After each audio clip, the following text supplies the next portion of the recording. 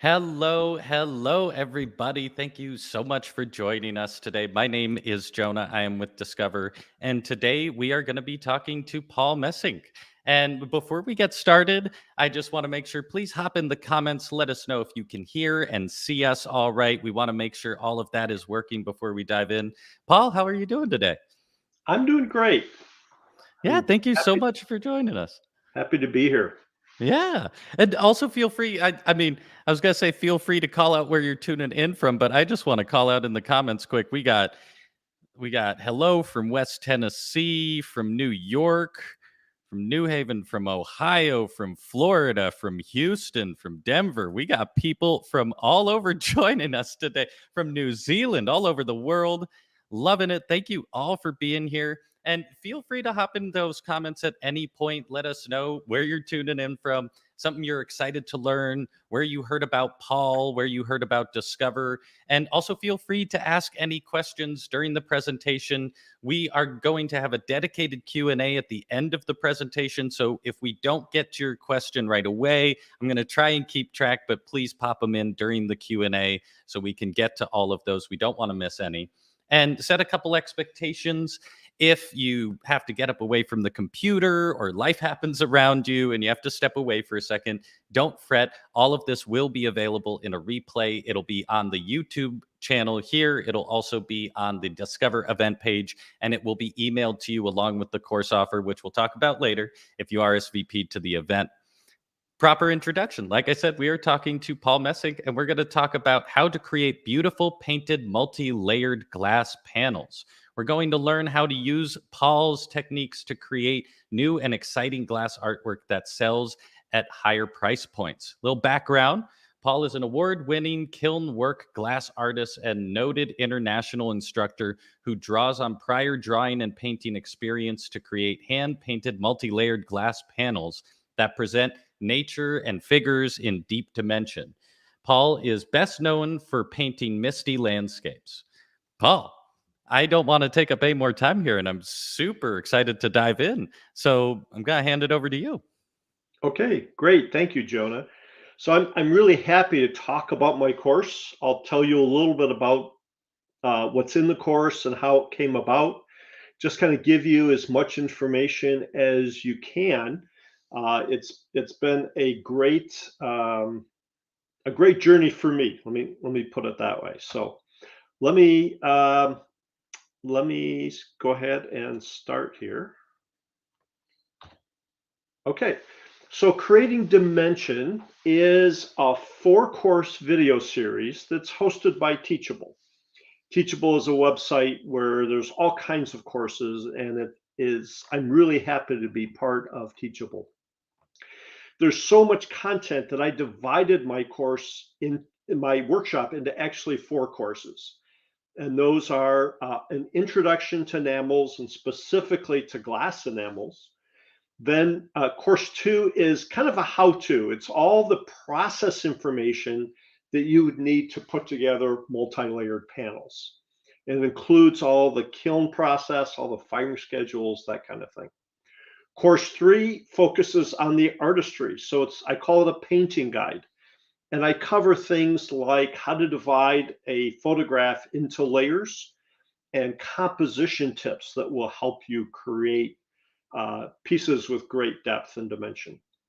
And then the last course covers 2 really special topics. One is bubble control, which can be a problem in glass layers.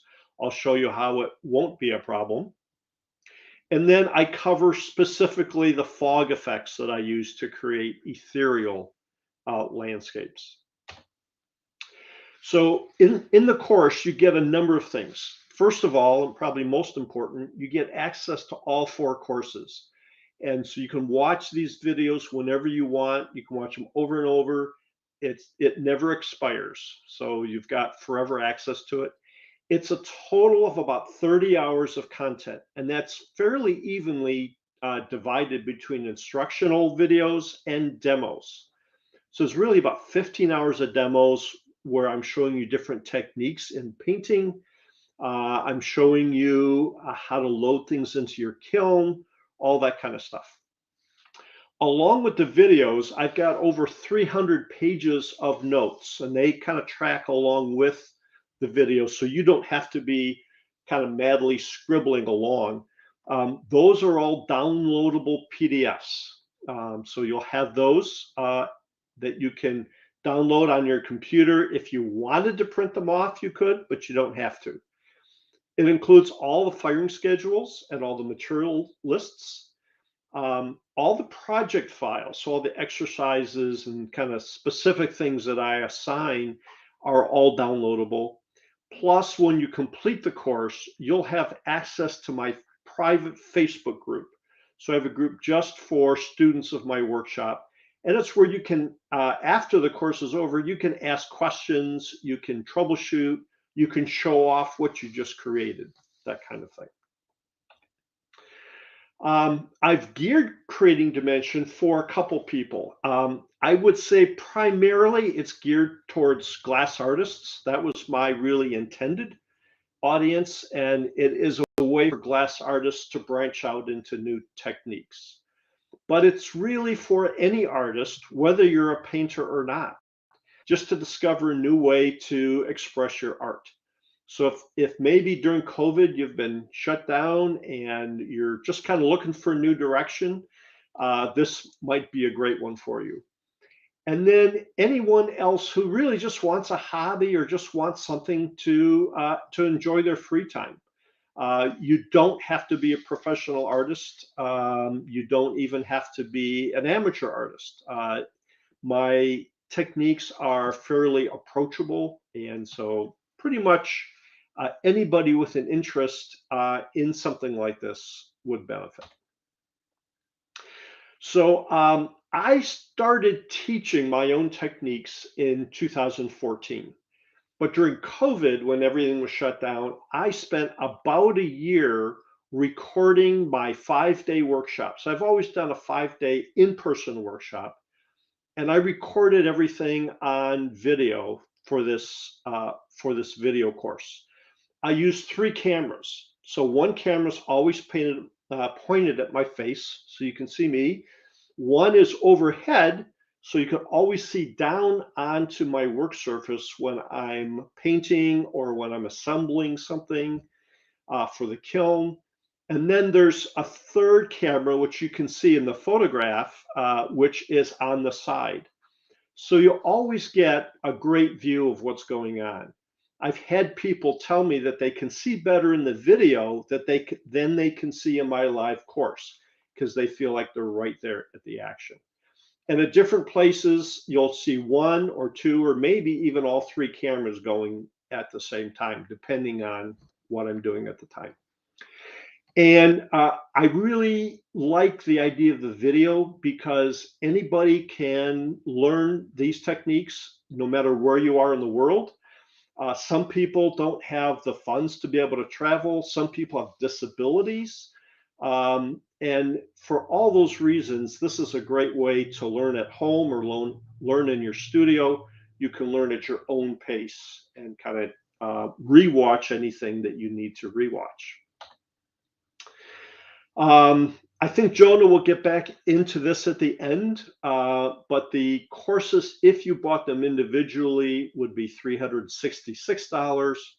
I've bundled them together at $299, but as part of this live presentation, you'll be able to purchase the 4-course bundle at a savings of 30% off of the individual pricing.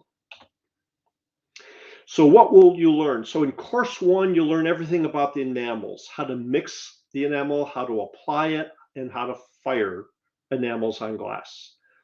I mentioned course 2 is the how-to. So that's all the mechanical things. How do you put things in the kiln? How do you keep it from turning into a glass puddle? How do you how do you go from a painted layer into a finished product? Course 3 is involved in the artistry, so you'll get composition help. You'll see demos of me painting pieces. And there's 5 tips that I give you, or 5 ways that you can maximize the depth and dimension of painted glass panels. So those are really important things to create a great result. And then, of course 4 is the specialty topics, the bubble control and the fog techniques. So very specifically, there's over 60 videos. In general, they average about 30 minutes each. They're grouped into 50 different chapters over the 4 courses. And I have put together a complete list of all the chapter titles. There's a link here on your screen, but I think we'll be able to give you a link that you can click later on. That's an awfully long link to write down. But you'll see, if you're a person that really wants to know what you're going to learn ahead of time, you'll be able to see all these chapter titles and know exactly what's coming in each of those courses. Okay, we're going to switch a little bit. I want to show you how this layering process works. Give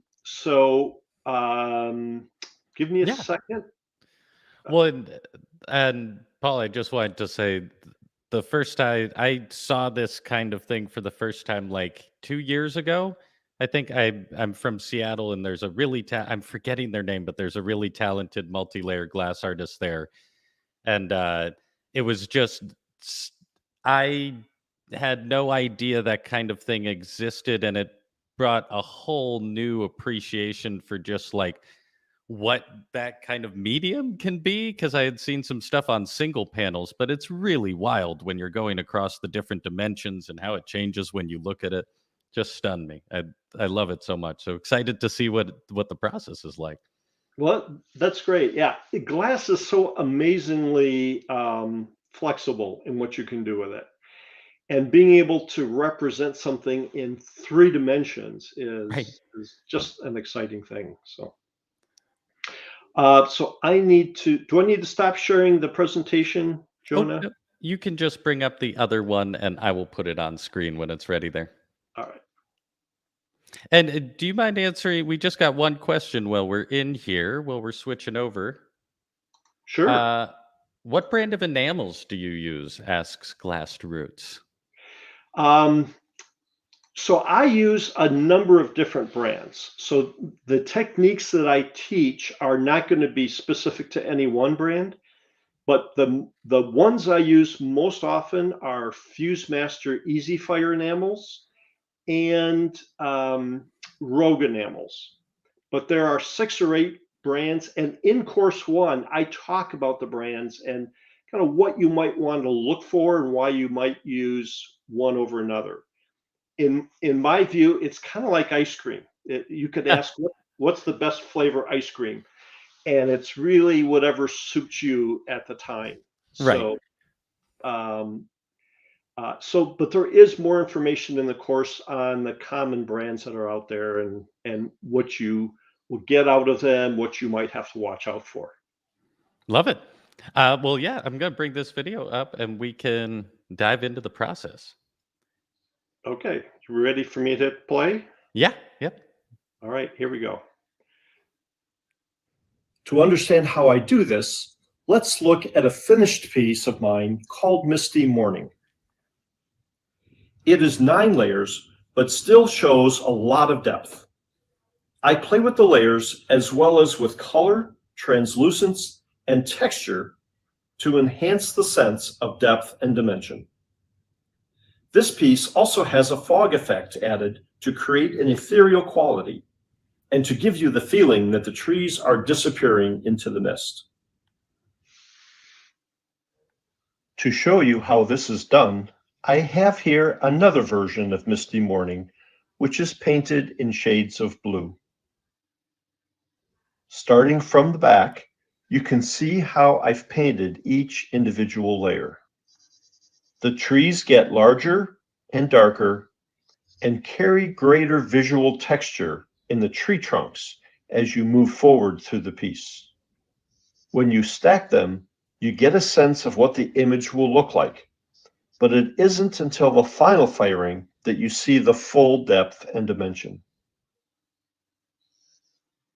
The final firing fuses the layers together, so instead of looking at 9 individual layers of glass, you are looking through one thick glass panel that is over 1 inch thick. Okay. Oh, that's such a cool process. And so, I've never worked in glass, but I've worked in some like ceramics. Just while you're bringing the presentation back up, like I'm curious, is there? I know with firing ceramics, there's a certain amount of control you have, and then there's a certain amount of just magic that happens in the kiln. Is that similar in this in this kind of process? Um, I'd say the magic happens in the enamel. Mm, I like to feel that the glass is going to behave the same way every time. mm, So how it gets loaded into the kiln and then how it fuses together, I want that result to be pretty consistent. right. But there are some things to learn about the glass enamel colors, and particularly when you begin to combine them.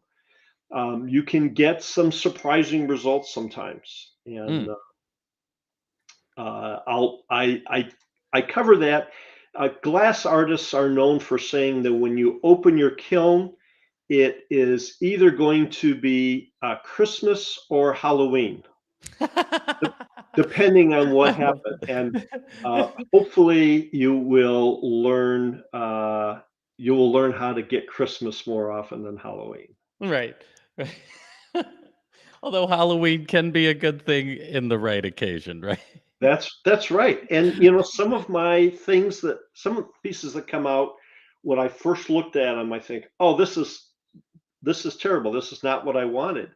But if I take a step back and say, I don't, I set aside my expectation and I look at it objectively, they can be very good pieces on their own. So, Love it. Oh, Paul, do you want to make sure you're sharing the PowerPoint there ah, so we can all right. pop back in? Yeah. And I just wanted to answer a couple people have asked. Lynn was asking if there will be a replay. All of this will be available as a replay on the YouTube channel and on the Discover event page as well. So don't fret.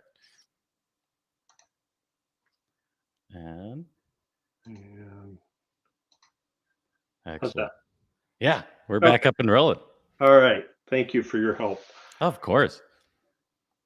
Okay. So just to finish up a couple slides, a lot of people have asked me if I invented this technique, and I can't claim complete credit for it. Enameling is a technique has been around for a long time, and if you go to some museums, there's work that's centuries old that's really beautiful. Um, I learned some very simple enamel techniques from a guy named Mark Salisbury back in 2009, and he is the kiln education director at the Third Degree Glass Factory in St. Louis. And it was a real inspiration for me to take that course and see some of the possibilities. I talked to Mark and said, "Boy, I'd love to paint some color landscapes." And he kind of steered me away from that because he thought the colors would be problematic. He wasn't sure landscapes would look good. So I went home and I spent about 2 years in trial and error to work out the techniques and figure out how to get it to work. So I really took some simple techniques and I kind of pushed them into a new direction. So while I didn't invent the technique, I think I was able to create something that people had not been doing before that. Um, Another question I get is this only for painting landscapes? And the answer is no. You can do graphic images like the one that you see here. You can do abstract work, and abstracts are really interesting in my mind because you're playing not only with color and where things are on the canvas, so to speak, but you're also playing with that third dimension. And so things can overlap and interplay in 3 dimensions in a way that you can't on a true canvas. So there's really a lot of different things you can do with these techniques. Um, I teach basically how to apply the enamel by hand. So I use brushes, sponges, palette knives. I use a lot of different tools that I'll cover in the course. You can also apply enamel using silk screening, and you can apply it with color decals. Those aren't specifically covered in the course, although I'm thinking of adding a new course for the color decals. But if you are used to working with enamels in other forms, you can still use those techniques and incorporate them into multi-layer panels. And so it's a fairly easy way to just kind of combine what you're doing with something that is new and has more dimension to it. So if you're not a glass artist, you're probably wondering about this kiln, and the question is, do you need a kiln? And the answer is yes, you'll need it in some way, because the temperatures we're dealing with range between 1100 and 1500 degrees Fahrenheit, or 600 to 800 degrees Celsius. Smaller kilns that you can get will run on your household current. Large kilns require a 220 volt outlet.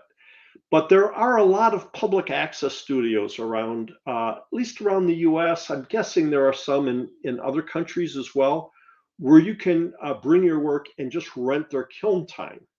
So if you don't have a kiln, you're not ready to go out and buy one, just hooking up with another studio to rent time is an option for you. So besides a kiln, what else do you need? You need materials, tools, supplies, that kind of thing. The key materials are the glass and the glass enamels. Now, I don't like to ship glass. It's just not so easy to ship glass. So I would suggest that you can find glass art retailers around you that can sell the glass. And we generally use art glass rather than window glass, because in the kiln, when you start melting glass, just window glass can have some problems with, I don't want to get into the technical description, but there's a couple different brands of art glass. One is bullseye glass, and another one is oceanside glass, and either one of those work fine. So if you are a glass artist, you're using glass now, as long as it's compatible, fusible glass, it should be no problem. The enamels and tools and supplies, you'll find out what they are during the course, but they are also available from glass art retailers. I also have a website called CoachellaGlassworks.com, where you can buy some of those things from me as well.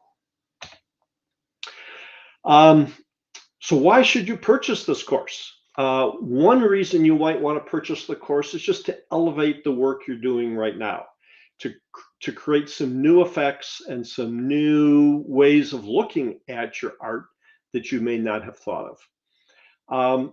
This allows you to stand out in a crowd. And one of the things I notice when I go to an art fair or even to a gallery is sometimes some of the artists tend to look like each other. And I always gravitate towards the work that stands out, that looks unique. And one of the favorite comments I get about my work is, boy, I've never seen something like this before. And I take that as a real compliment, that I've been able to kind of move out of the pack and get something that captures people's interest and maybe captures their pocketbook. And related to that, I have found in the glass world that creating something unique allows you to stand out in a way that you can charge more. So a lot of glass artists start by making plates and bowls and other functional things, and that's where I started. And it was after a couple of years of doing that I was looking for some new techniques, and took Mark Salisbury's course and started on this new path. And so I feel like you can charge more for these pieces, even to the point where just a single sale will cover the cost of the course. A lot of people ask me kind of how to price their work, and that's often a tough question. But I think people starting out can often price their pieces in the $200 to $500 range, or if they get larger in the $500 to $1,000 range. Once you've been doing it longer, and particularly if you get larger sizes, my work generally ranges between $2,000 and $8,000. So I'm able to make more money doing this, and that helps me to do more work. So even if it's a hobby, you need a way of paying for your glass, and this just may be a good way to do that. I'm going to end with these 3 course reviews. I've been really, really fortunate that people who have taken my course are really enthusiastic, and they've reached out to me and have been very, very positive about the course, particularly people that are just starting out. It can be a little intimidating to start into something new, and people, even artists with no painting experience, have been able to create beautiful pieces in a very short period of time. Whereas people with painting skills find that they can bring their painting skills from oil painting or from watercolor, and they can bring them into the glass world and create kind of a new take on their style. So it is gratifying to me that people, both inexperienced and experienced artists, get a lot out of this course. So that is my last slide, and I think I will turn it back to Jonah, and I will take some questions. Yeah, Paul, thank you so much for your presentation. I just wanted to note too, I love about this medium that it's it's like a painting, but there's something so satisfying to me about just the like hardiness of a solid piece of glass while still having the depth of the paint. It's just the coolest thing to me. I am floored. But I did want to, for everyone who's watching, please pop in the comments. Let us know if you have any questions. We've got a couple lined up already, but we have Paul for a little longer, so it's a good time to ask questions if you have any about the art form or the course. I did want to talk to you a little about the course because we had some questions just relative to the course itself. First, Elaine was asking if there's a coupon code for the discount. No, you can actually just go to the link that's pinned in the comments. You can also go to the link in the description, and it will be emailed to you if you RSVP'd to the event, so that if you go to those links, the discount is automatically applied, but it's only for a short time, so you want to take advantage of that when you can. And then this was a question from Lizzie D about your course, but do you cover in the course how to finish and mount pieces as well? I definitely cover how to finish it, and there is a process of cold working, which is the kind of polishing and grinding things. Um, I have kind of fine-tuned my techniques to reduce the amount of cold working, which Mm, most glass artists find really nice because it can be some work. right. But I talk about finishing, I do some troubleshooting, and then we talk about display options as well. Awesome. So that's all covered in the course.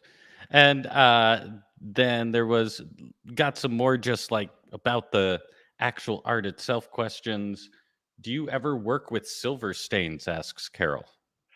You know, Carol, I never have. I'm aware of them. And as far as I know, they would work in this technique. You would probably want to paint them on, do an initial firing of the layers individually, and then stack them as you'll learn in my course. And that's how I do it. I always pre-fire every layer before they get stacked. And so I'm curious to interject my own question.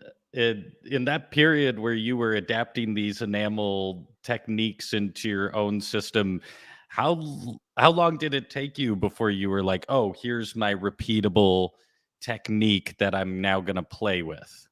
It was a good 2 years. So I didn't Wow. start Okay. selling these pieces until 2011. But Okay. I learned I learned the technique in early in 2009. Um, but once and before that, I was making wall pieces. I was making plates and bowls and all kinds of things. And once I was able to bring these pieces to an art fair and see them selling at a much faster rate, I stopped doing everything else. So I've kind of been Mm, exclusively making these panels for about 10 years. wow. Um, but I still remember the first few pieces that I made, they were terrible. As it Uh, is though, right? You got the birth is messy when it's with a process like that. You yeah. got to do, yeah. And I find I learn really well by making mistakes. And I Yeah. encourage everyone to make as many mistakes as you can because you'll learn a lot. And I went through that 2-year process and learned enough that I was eventually happy with what I was creating, and then I took off. Yeah. And did you fall immediately into the landscape style and that, or were you doing other stuff before that? I wanted to do landscapes. I've always been drawn to forests, and I grew up in Michigan, and I used to take long walks in the forests in Michigan, which are one of the most beautiful places on earth in my mind. So I just gravitated towards that, and sometimes I will do other things. Some of the pictures you saw in my presentation were not landscapes, so I deviate from that. But what I enjoy most are these foggy, ethereal landscapes. It seems to fit the medium really well too. It's really, yeah, it's magical. Got a few more questions here, Linda. I don't fully understand this, but maybe you know where she's coming from. Linda Mhm. Herrick is asking 3 millimeter glass, full fuse. Yes and yes. So typically I use 3 millimeter glass, but you can use glass of any thickness. I've used 2 mil, 3 mil, and then 5 and 6 mil glass. So that's just the thickness of the glass. And after each one is painted, like I showed you in the video, then you stack them. You surround it with brick so it doesn't turn into a puddle, and then you take it to almost 1500 degrees for that final firing, and that's what melts it all together into the final product. Gotcha. And then a couple, let's follow on a technical question here, or a couple technical questions. How long do you bubble squeeze for? About 10 hours, which will cause most of these people to faint. Uh, but I am a big advocate of going very slowly, and particularly through the bubble squeeze. It's not just the time. There's some particular things I do with powder, and you'll learn all that in the fourth course. But my pieces are not 100% bubble free, but they're 99 and 4400% pure. Wow.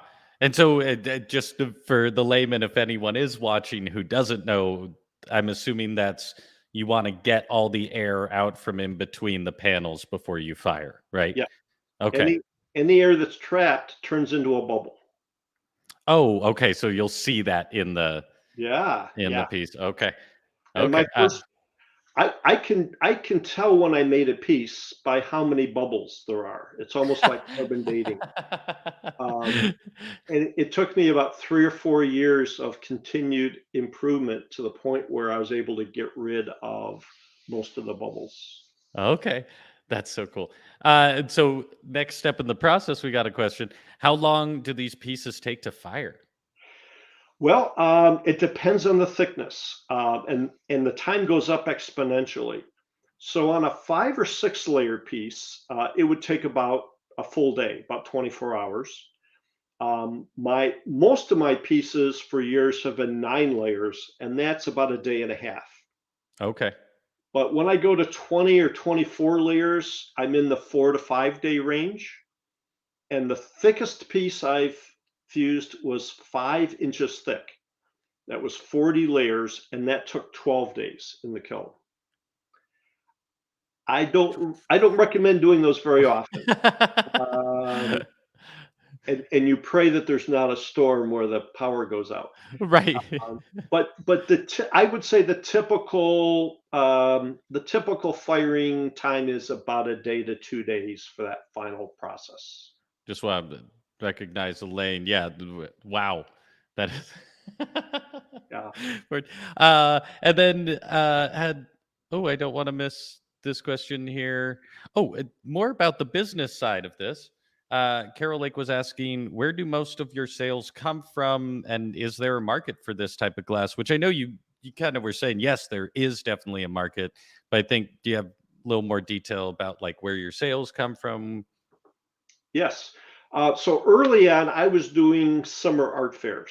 So where you bring the white tent and um, I think as my pieces grew in size and the prices kind of drifted upward, uh, I found I wasn't getting as many sales there. I think I just kind of priced myself out of that as being a great market. Hmm. I think at a Just because lower the money wasn't coming to the fair? Is that kind of the Yeah, people coming to an art fair are probably looking to spend 100 or a couple $100. It's not often that someone will spend 2 or 3 thousand dollars at an art right, fair. Uh, right. s- Sometimes they will. I was getting sales, but not enough to kind of justify the time and effort at at the show. So I gravitated towards selling through art galleries. Mm, The disadvantage with an art gallery is that they take a hefty commission, right. but it allowed me to focus on creating the work. And essentially, the way I look at it is I hire the gallery to sell it, and their commission is what they get paid. So But you most can of my, charge a lot more, right? That's also the yes, right. That's a yeah. The year I switched to galleries, most of my galleries were taking a 50% commission, so I had to double my prices. Um, and I found that my sales increased that year more than double. So it didn't so slow me down at all. If right. anything, it helped my work become better known, and allowed me to continue growing and continue, charging what I needed to charge to make some money doing it. I'm Yeah. a firm believer that artists need to make money doing what they're doing. Yeah, well, you need to run a business too, right? That's the yeah. Well, and we've talked about this even in the last event today, and it is a common theme for creators to have a hard time charging what they're worth and getting used to that. But then it's also a common theme. I've talked to so many creators where it's like, I was selling this for $10, nobody bought it. I sold it for $5, nobody bought it. I sold it for $250 and I made 20 sales in the first hour. Yes. So there's value to that too. And especially with art where you put so much time and energy because they're not just buying the piece of art. They're Yeah. buying your entire experience and the years you've put into that. So yeah, I know it can be hard, but it's always beautiful to talk to artists who have made that leap. And it's like, yeah, you should be able to get paid good money for what you do. Yeah.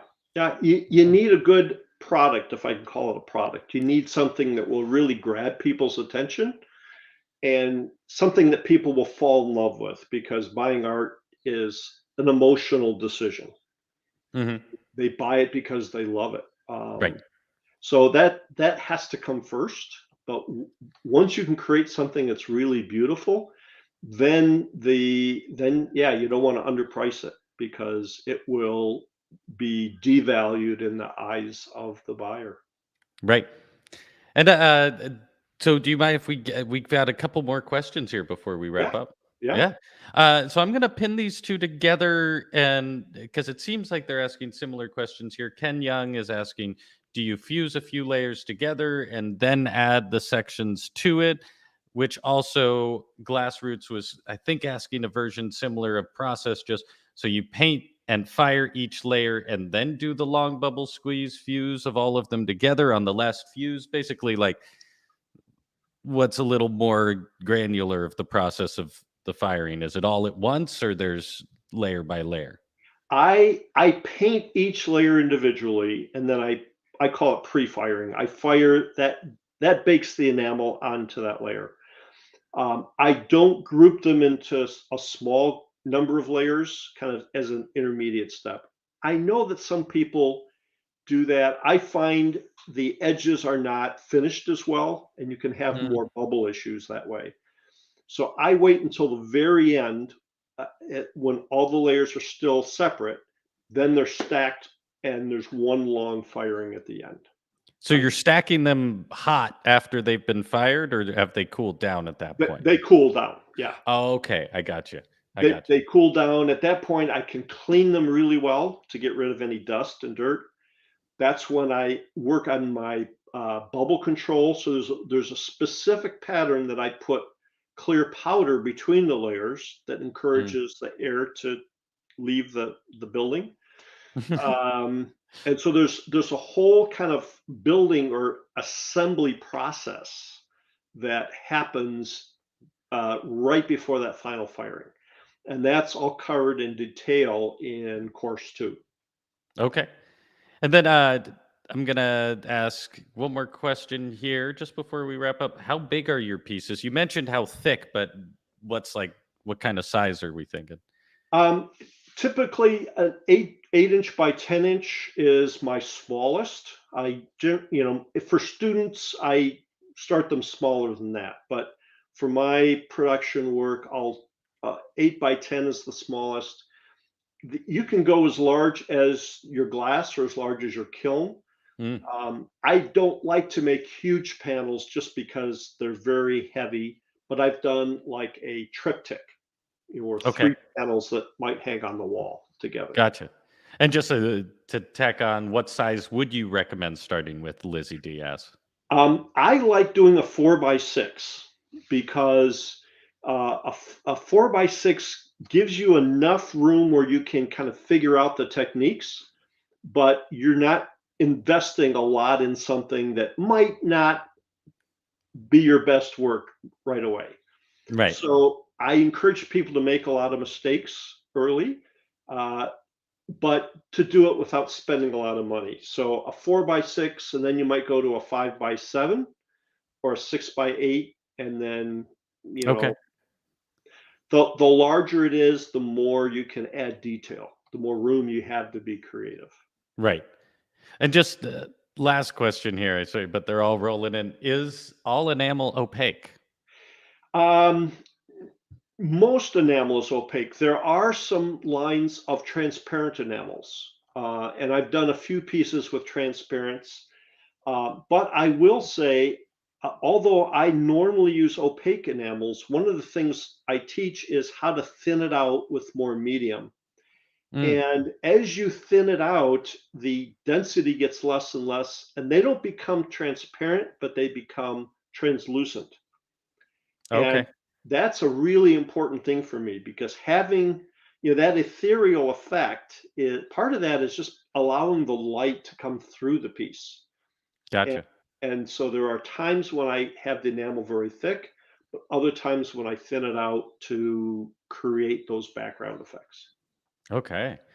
Yeah. And do you have time for one more question? I want to be Sure. conscious of your time, but of course, everyone's just running in as we wrap up here. And last question here on enamel. And thank you, everyone, for being so active in the chat and participating. Uh, could Thompson enamels be mixed with a medium and used? Um, there are many brands out there, and almost all of them work really well. Unfortunately, in my experience, Thompson it's a great enamel for putting enamel on copper, or doing other types of work. But Thompson enamel is ground. It's not ground very fine, so it ends up when you mix it with the medium, it's almost like sand, wet Okay. sand. It's just harder to paint with. Mm, So I wouldn't say it's impossible, but it is generally one of the ones I don't recommend using. You want an enamel that has really, really fine powder, so it mixes into a smooth and creamy consistency for painting. okay. Well, Paul, thank you so much for your time and your expertise. What a fun medium to learn about. Everyone, please hop in the chat and let Paul know how much you appreciate his time. And thank you for being so active and engaged here. And just want to do one more call out. Robert here is saying, I've taken Paul's courses, and you will not regret purchasing these. So call out Thank you. for those courses. Thank you for being here, Robert. And everyone, also feel free to pop in the comments. Let us know something you learned and maybe just what you're excited to learn. I do want to ask Paul before we wrap up just one last little question, which is for someone who's, this seems like it's not quite like just go to the art store, grab some paint and paper and see if you can get going. It's a little more involved medium, but for someone who's interested in getting into it but is a little on the fence just as far as making the investment, do you have any recommendations for like either places to get inspired further or just a way to start dabbling with the medium if you're just starting to, you know, wonder what it's like? I would yeah. So for inspiration, there are a lot of online resources. One would be Pinterest, and just on Pinterest, search for glass art or specifically painted glass panels or something like that. Um, and then there are a number of notable glass galleries around the country and even in Europe, galleries that kind of focus on glass. Hmm. And making trips to those is always a great idea. Starting out, I think if you live in a city where someone has glass classes, doing a starting with a fusing 101 class is a good place to start. Now that class probably doesn't have anything to do with enamels, but it will help you understand um, the glass and the kiln process and just kind of working the basics of working with glass. Once you understand that, and it's not hard to learn, then you can add in the enamels and the greater amount of artistry. That's so cool. Well, once again, thank you, Paul. Thank you, everyone, for joining us today. If you had a good time and enjoyed this event as much as I did, please like and subscribe to the Discovered channel. We're trying to bring more and more creators like Paul to this beautiful community to share their expertise and grow all our knowledge. And just thank you again, Paul, for being here. And everyone, we appreciate you so much. Don't want to cut you off. You have I some, have one question for you. So yeah, I have links to the chapter titles, and people might want to look at that video again. yeah. Um, can I send those links to you and have you send them out in the email? Does that work? Yes, absolutely. Also, if you want to pop them in the private chat here, I'll make sure they get into the comments section here as Great. well. And don't worry, I can do that even after there. But yeah, we want to give everyone who's watching all of those resources and everything to be diving in further. Excellent. All Cheers. right. Well, thank you again. And everyone, we will see you soon. Have a wonderful day, Paul. Thanks, everybody.